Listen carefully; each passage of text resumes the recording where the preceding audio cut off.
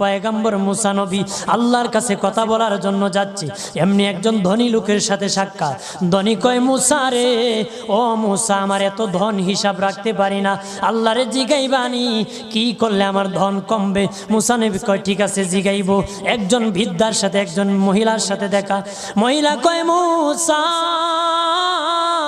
কই যাও, কই যাও রে মুসা? মুসা নবী কয়, তোর পাহাড়ে যাব, আল্লাহর সাথে কথা বল।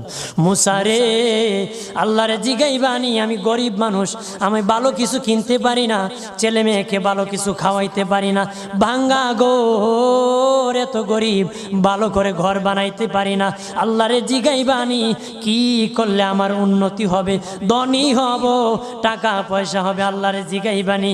আল্লাহ মুসা নবী কয়, ঠিক আছে, আল্লাহরে জিগাইব, তুমি কেমনে ধনী হইবা?